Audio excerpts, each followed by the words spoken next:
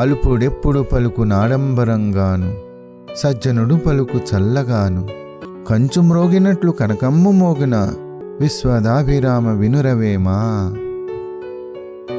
వేమన మనుషుల యొక్క మనస్తత్వాల్ని చాలా సులభంగా చిన్న చిన్న ఉపమానాలతో చాలా బాగా అర్థమయ్యేలా చెబుతారు. అలుపుడెప్పుడు పలుకు ఆడంబరంగాను.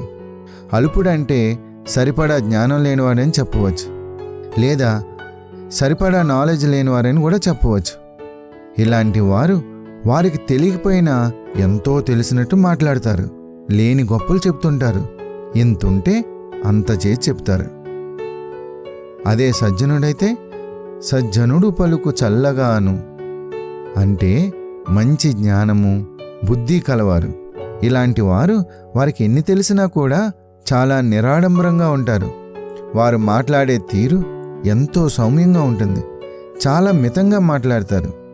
అందుకని వేమన చెబుతున్న ఉపమానం ఏమిటంటే, కంచు మ్రోగినట్లు కనకమ్ము మోగున. కంచు అంటే అది ఒక లోహం, అది కింద పడినా దానిని దేనితో అయినా తాకినా చాలా పెద్ద శబ్దం చేస్తుంది. అదే బంగారం కంచు కన్నా ఎంతో విలువైనది, కానీ ఇది చాలా తక్కువ శబ్దం చేస్తుంది.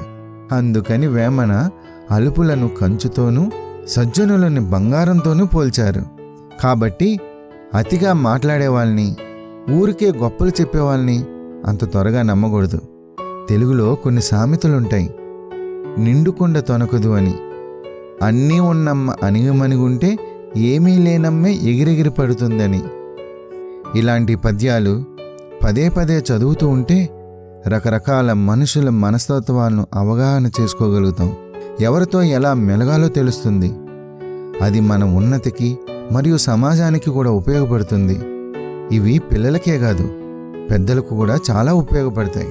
మన తెలుగులో ఎంతో పద్య సంపద ఉంది. వాటినన్నిటినీ ఇలా వినూత రీతిలో అందరికీ అర్థమయ్యేలా చెప్పాలనే మా ఛానల్ యొక్క ముఖ్య ఉద్దేశం. కాబట్టి మరిన్ని ఇలాంటి పద్యాల కోసం మా ఛానల్ని సబ్స్క్రైబ్ చేయండి.